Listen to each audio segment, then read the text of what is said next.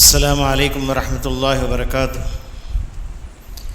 الحمد للہ رب العالمین والصلاة والسلام علی نبینا محمد وعلی آلہ وصحبہ اجمعین۔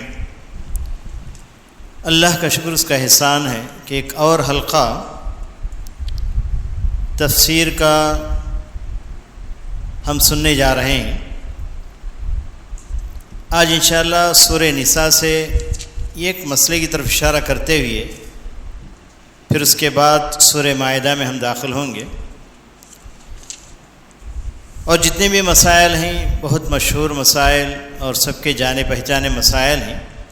لیکن ہر مسئلے کے اندر کچھ نہ کچھ ایسا نقطہ ہے، علمی نقطہ، جس کو جاننے کی بڑی سخت ضرورت ہے۔ دیکھیے سورہ نساء آیت نمبر 150 پر 7 اور 50 پر 8، ان دونوں آیتوں کے اندر وہی مسئلہ بیان کیا گیا ہے جو حضرت عیسیٰ علیہ السلام کا مسئلہ تھا، جن کے بارے میں یہودی اور نصارہ دونوں کے دونوں گمراہ ہو گئے۔ اللہ تعالیٰ نے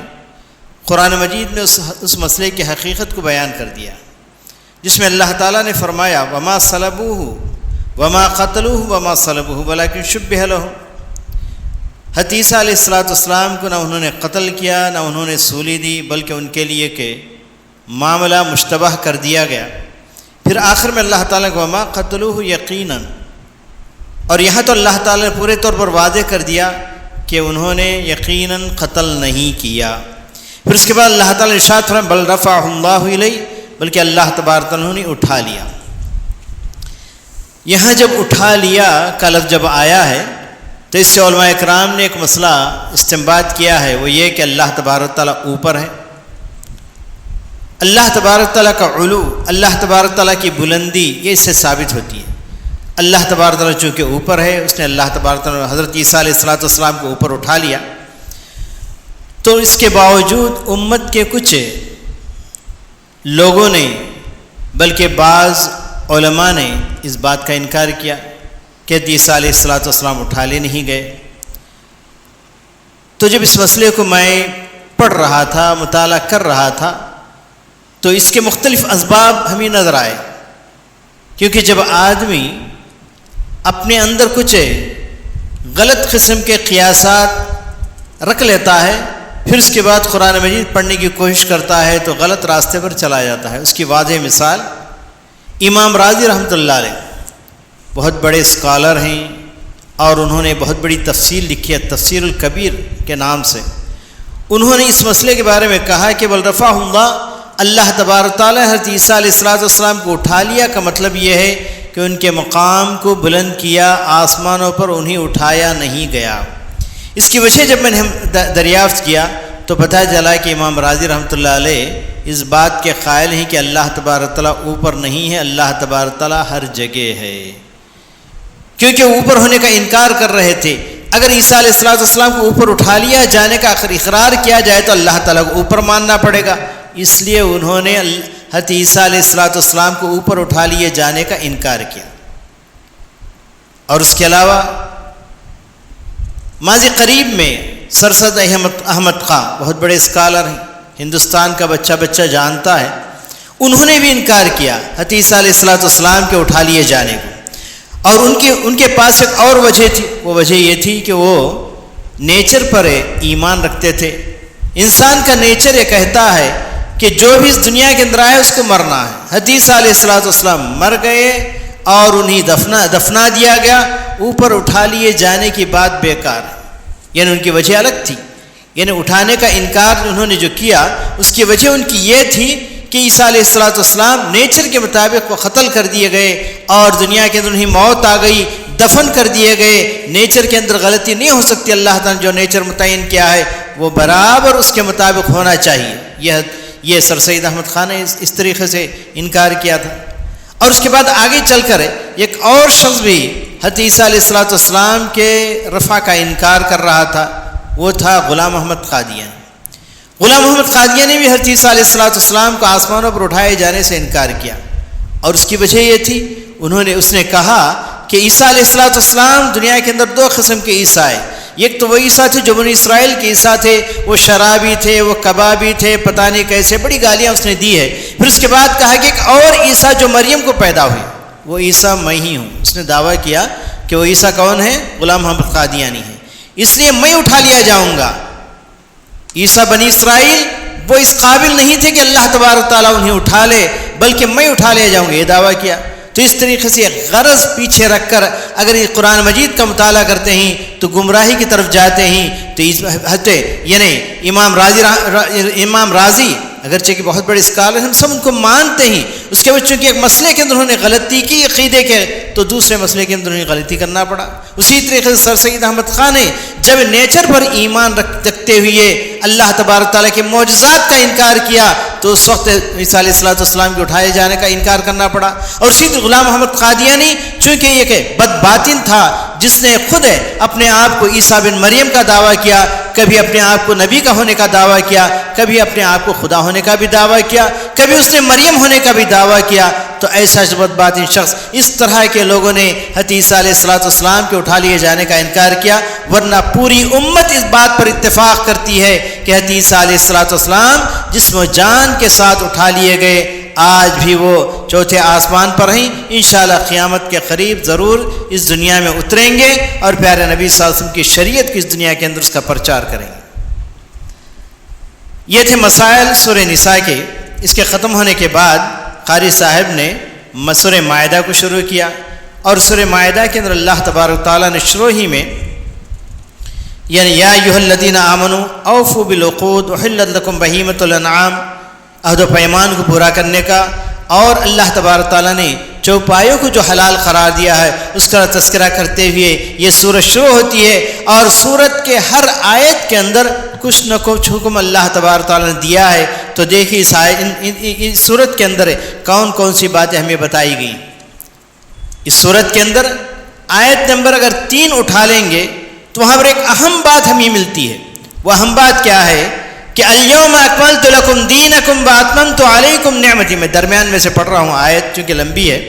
الیوم اکملت لکم دینکم واتممت علیکم نعمتی ورضیت لکم الاسلام دینا فمن اضطر فی مخمصۃ غیر متجانف لإثم فإن اللہ غفور رحیم۔ اللہ تبارک تعالیٰ نے حلال و حرام کے احکام بیان کرنے کے بعد فرمایا آج میں نے تمہارے دین کو مکمل کر دیا۔ مفسرین کرام نے، علماء کرام نے اس بات پر اتفاق کیا ہے کہ اللہ تبارک تعالیٰ نے اس شریعت کو کامل اور مکمل کر کے اس آیت کو اللہ تبارک تعالیٰ نے نازل فرمایا۔ اور یہودی اس بات کے لیے وہ لوگ یعنی عش کرتے تھے اور کہتے تھے کہ کاش ایسی آیت ہمارے اوپر نازل ہوتی تو ہم بڑی عید منا لیتے۔ حضرت عمر سے آ کر بعض یہودی نے کہا بھی، تو حضرت عمر رضی اللہ عنہ کا کیوں نہیں، ہمارے لیے بھی عید تھی، کیونکہ یہ آیت جب نازل ہوئی ہے عرفہ کا میدان تھا اور ہمارے لیے عید تھی، اور وہ دن جمعہ کا دن تھا، ایک دوسری عید بھی تھی۔ ایسے وقت یہ آیت نازل ہوئی جس کے اندر اللہ تعالیٰ نے اعلان کر دیا الیوم اکملت لکم دینکم، آج میں نے تمہارے دین کو کامل کر دیا اور تمہارے اوپر میرے نعمت کو کامل کر دیا، اور تمہارے لیے دین اسلام کو میں نے پسند کیا۔ اتنی یعنی اونچی آیت ہے اور مسلمانوں کی ہمت کو بڑھانے والی آیت ہے، بلکہ پیارے نبی صلی اللہ علیہ وسلم کے لائے ہوئی یہ شریعت کو کامل اور مکمل بتانے والی آیت ہے۔ تو اس پہ مسلمانوں کو خوش ہونا چاہیے، اور اسی پر یہود و نصارہ ہماری شریعت کے اوپر حسد کرتے ہیں۔ ایسی آیت ان کے ہاں کہیں بھی نہیں۔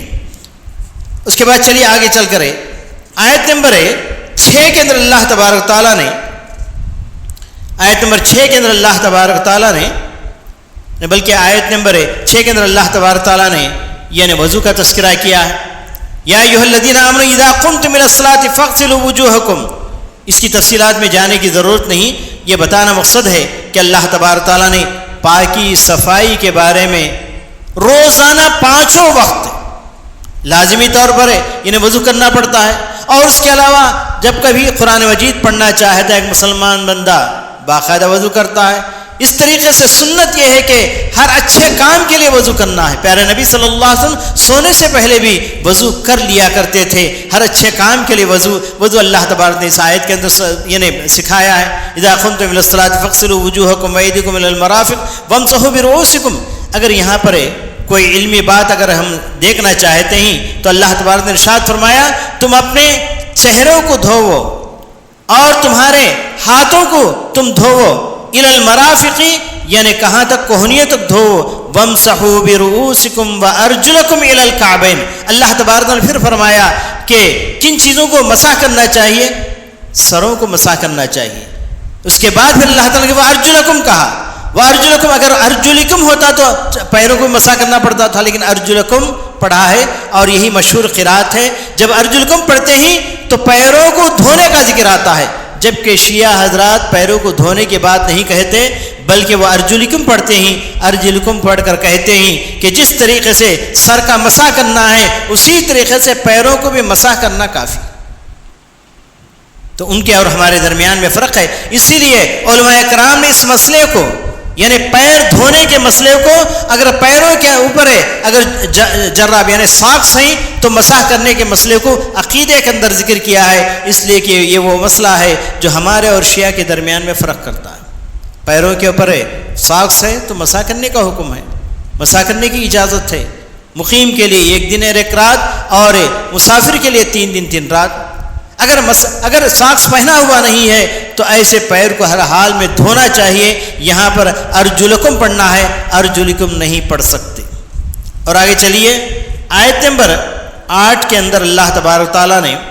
ایک اور مسئلے کا تذکرہ فرمایا ہے ہر حال میں ہمیں انصاف قائم رکھنا ہے یہاں تک اللہ تعالیٰ نے کہا وَلَا يَجْرِمَنَكُمْ شَنْآنُ قَوْمٍ عَلَىٰ أَلَّا تَعْدِلُوا اعْدِلُوا هُوَ أَقْرَبُ لِلتَّقْوَىٰ اگر دشمن کے ساتھ بھی کوئی مسئلے کے لیے جانا ہے کسی فیصلے کے لیے جانا ہے تو وہاں بھی انصاف سے کام لینا ہے وہ دشمن ہے کہہ کر نا انصافی کے ساتھ کام نہیں لینا یہ اللہ تعالیٰ نے مسلمانوں کو سکھایا ہے ہر حال میں انصاف چاہے دشمن کے ساتھ ہو چاہے اپنوں کے ساتھ ہو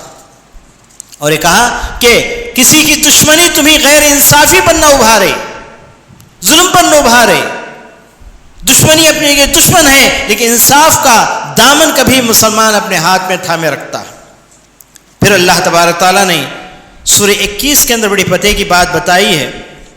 تو یہاں سے سورہ کے آیت نمبر 21 سے سورہ مائدہ کے آیت نمبر 21 اٹھا لیجئے تو یہاں یہودیوں کی تاریخ جب پلٹا کھاتی ہے تو اس کا تذکرہ یہاں سے شروع ہوتا ہے یہودیوں کی ایک تاریخ تھی اللہ تعالیٰ نے انبیاء ان کے اندر مبعوث فرمایا وہ انبیاء کی اولاد تھی بنی اسرائیل اور بڑے اچھی حالت میں تھے لیکن فرعون نے انہیں دبا دیا موسیٰ علیہ السلام کے ذریعے اللہ تعالیٰ نے انہیں نجات دلائی نجات دینے کے بعد جب وہ لوگ یعنی ندی پار کر کے دوسری طرف چلے گئے فرعون کا تو قتل ہو گیا فرعون تو غرق ہو گیا اب اللہ تعالیٰ نے یعنی یہاں تک انہیں لانے کے بعد کہا کہ اب تم لوگ مجاہد ہو اللہ کے نیک بندے ہو اللہ کے صالح بندے ہو اب جہاد سے کام لو اب تمہارے لیے ایک اور قوم سے لڑنے کے لیے کہا جاتا ہے عمالقہ ارض مقدسہ کے اندر ہے ارض مقدسہ سے مراد یہاں فلسطین کی زمین ہے اس کے اندر اللہ تبارک تعالیٰ داخل ہونے کے لیے کہا یہاں سے ان کی تاریخ بدل جا سکتی تھی حضرت موسیٰ علیہ السلام بھی ساتھ ہیں داخل ہونے کے لیے کہا لیکن وہاں پر جو قوم تھی جن کو عمالقہ کہا جاتا تھا بڑی مضبوط قوم تھی تو اس وقت بنو اسرائیل بزدل نکلے کہا کہ ہم داخل نہیں ہو سکتے اذهب انت وربك فقاتلا جب تک کہ قوم اس سرزمین کے اندر ہے ہم داخل نہیں ہو سکتے اے موسیٰ تم اور یعنی تمہارے رب دونوں مل کر جا کر جہاد کر لیجئے ہم جہاد نہیں کر پاتے تو یہاں سے ان کی تاریخ پلٹ جاتی ہے ان کی بزدلی واضح ہو گئی تو اللہ تبارک تعالیٰ نے اس کے بدلے میں انہیں کتنے 40 سال تک میدان تیہ میں انہیں پھراتا ہے میدان تیہ کے اندر مارے پھرتے ہیں تو اس آیت سے یا قوم ادخلوا الارض المقدسۃ التي كتب اللہ لکم تمہارے لیے اللہ تعالیٰ نے لکھ دیا ہے کامیابی داخل ہو جاؤ لیکن وہ داخل ہونے سے باز آ گئی چنانچہ بنی اسرائیل کو بزدل قوم کہا جاتا ہے اور آج بھی بزدل ہیں، لیکن اس کی جگہ جب اللہ کے رسول صلی اللہ علیہ وسلم نے صحابہ رضوان اللہ علیہم اجمعین سے کہا کہ تم جہاد کے لیے نکلو، تو وہ لوگ بڑے جری اور بڑے بہادر ہو کر نکلے، اور انہوں نے کہا ہم ویسے نہیں کہیں گے جیسے عیسیٰ علیہ السلام کو ان کی قوم نے کہا تھا، بلکہ ہم کہیں گے آپ جدھر متوجہ کیجئے ہم ادھر چلے جائیں گے، اور جس میدان میں جس سرندر میں کودنے کے لیے کہے ہم کودنے کے لیے تیار ہیں۔ یہ صحابہ رضوان اللہ علیہم اجمعین کا ایمان تھا، اور اس کے مقابلے بنو اسرائیل کا وہ ایمان تھا، بزدل قوم تھی۔ پھر اس کے بعد آگے چلیے، اللہ تبارک تعالیٰ نے یعنی فَذْهَبْ أَنْتَ وَرَبُّكَ فَقَاتِلَا، یعنی آیت نمبر 24 سے یہ واقعہ ختم ہوتا ہے، اور یہیں تک کہ قرات یعنی ختم ہو گئی تھی۔ پھر اس کے بعد ایک دوسرا مسئلہ شروع ہوتا ہے۔ انشاءاللہ کل آپ کے سامنے بقیہ مسائل آئیں گے، اسی پر میں بات کو ختم کرتا ہوں۔ اللہ تعالیٰ سے دعا ہے کہ اللہ تبارک تعالیٰ قرآن مجید کے ان تمام مسائل کو یعنی سنجیدگی کے ساتھ سمجھنے